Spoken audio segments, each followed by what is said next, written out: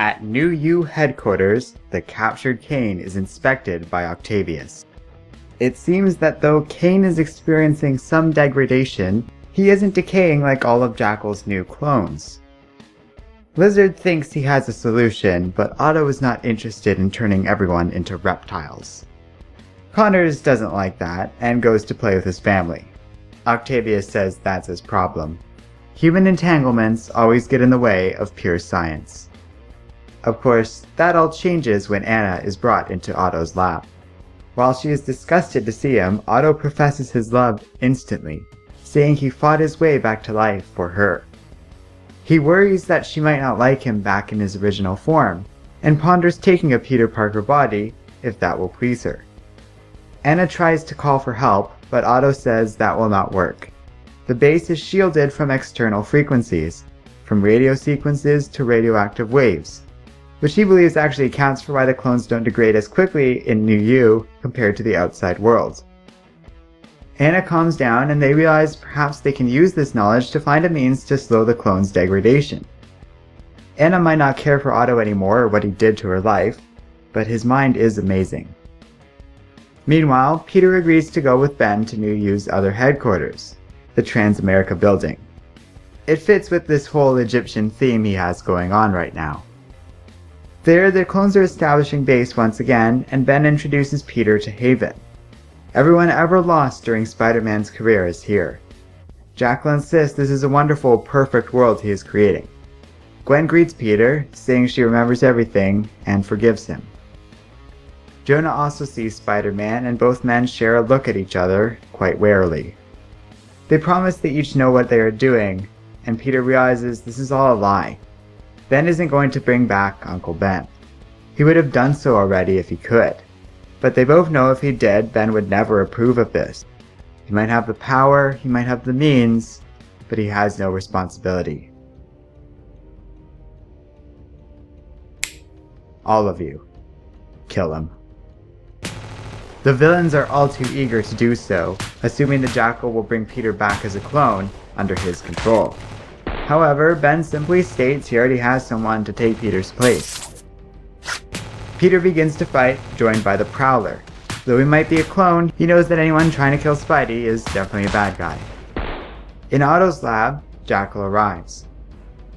Anna and Otto explain they have found a way to fix the clone degradation, which delights the Jackal. He promptly offers her to try the solution, and if it works, she can be the first proto-clone. A new generation of clone, a new body with all of this woman's formidable intellect, and without the defect. Anna is offended at this, considering herself perfect as is, and Otto agrees. Infuriated that the Jackal could be so insulting to the woman he loves, Otto strikes out. But when the Jackal nimbly dodges out of the way, Otto knows something is wrong. He recognizes those reflexes. That's a spider sense. Spider-Gwen bursts into the room, aiming to rescue Kane. Electro sees this, however, and attacks. Gwen ends up in a fight with her, Jackal, and the Miles Warren clones. With them distracted, Otto is able to reach his computer. Spiteful of the Jackal, and now knowing his master is also some type of clone, Otto says he'll show his former employer. It's time for all of his precious plans to be unraveled. The clones throughout New U begin to cry out as the carrion virus begins to take hold in all of them. The people trying to kill Spider-Man suddenly beg for his help, and the Jackal appears on monitors throughout the facility. He says he is sorry for all of this and promises to fix everything. While Gwen frees Kane, Otto begins to fall to the virus too. Anna tries to get away from him, only to be infected. Kane cries out, "It's happening. The clones are already getting contagious." Spider-Man begs Ben Reilly to contain this, saying they're the good guys, right? Ben decides he has to do something first, and broadcasts the signal out to the entire world. He's so sorry to bother everyone, but it seems like it's the end. Don't be afraid, death will come quickly, especially to the clones. But they will all be reborn at the hands of the Jackal. The new world begins today.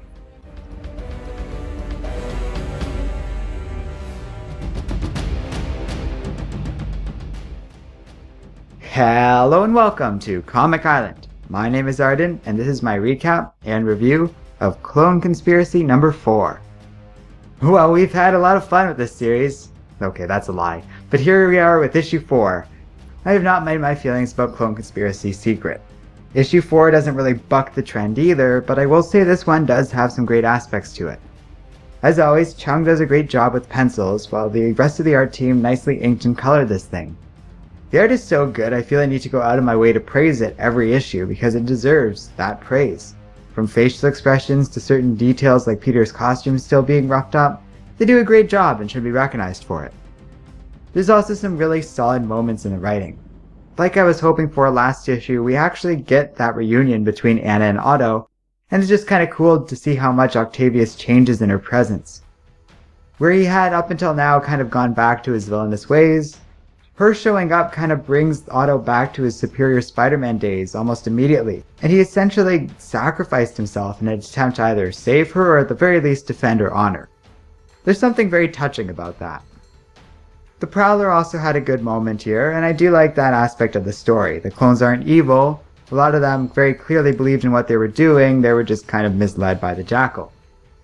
Meanwhile, Peter also showed some level of maturity in this comic, which is nice. He openly states that an earlier vow he made after Jonah's wife died, that nobody would ever die again, was childish, as it was. He can't control that. No one can. Death is a part of life, and I'm glad this comic takes the time to touch on that. Same thing with how the whole Uncle Ben thing got resolved. That was well done and felt like the Spider-Man I know and love. Even Ben Reilly, who this story must infuriate those who are a fan of him, I do get what they're going for here. Clone Conspiracy number 4 makes it very clear, even if they don't outright say it, there's something terribly wrong with this Ben Reilly. He's suddenly into the whole Egyptian theme and decor, he's very clearly becoming morally compromised, and that offer he made to Anna indicates a level of cruelty and callousness I think even Norman Osborn would blush at. I kind of love it. I get it, Ben Reilly fans, but this isn't the Ben you guys know. Something must have happened to him. And hey, at least that's interesting. Unless they have no explanation for this change in behavior, which is very possible. And if that's the case, well, it's just terrible writing and I'm giving Dan Slott too much credit. But we don't know yet, and just going by what this comic does have, it has some pretty good moments. In fact, I found the whole thing somewhat entertaining. The writing is still rough though, and in the end, it feels like it's too little too late. It's still really dumb to have zombies as such a major plot point. And one thing that bothers me is that if every Ben Reilly seems to be doing this on other worlds, why are there no other versions of Kane running around doing this? And why is Ben doing this? I hope they get into that. The other thing that bothers me is that in every other world, did Peter Parker say yes to Ben? Why did this one not? What's so special about our Peter Parker compared to all other, presumably similar versions of Peter? It's a major plot point that doesn't make sense and is kind of bothering me. It gets into something worse about this story, how egotistical it all feels. Everything revolves around perfect Peter Parker, which makes sense given that Ben is behind it all, but it's hard to square that with a worldwide threat. Those beats of the story just sort of seem at odds with each other. What is this comic trying to do? What is it trying to say or be? Is it a personal story? Is it a big action piece? What is it? I'm honestly asking because I can't tell. Also, I realize this isn't anything new to Spider-Man, but this comic kind of serves as an excellent example of why clones kind of suck. At least 90% of the time, they are totally lame. It's a cheap and easy way to bring back characters and create stupid plot twists. Additionally, as I look over the many people resurrected in this story, I'm reminded of how few are actually dead in the world of Spider-Man. It's all just relatives of the secondary characters, and a couple of big deaths that actually managed to stick, at least up until now. And while that's probably the case for pretty much any superhero, broadcasting how bad your commitment is to death, and how often writers use revivals, probably isn't a great idea for a big story like this one.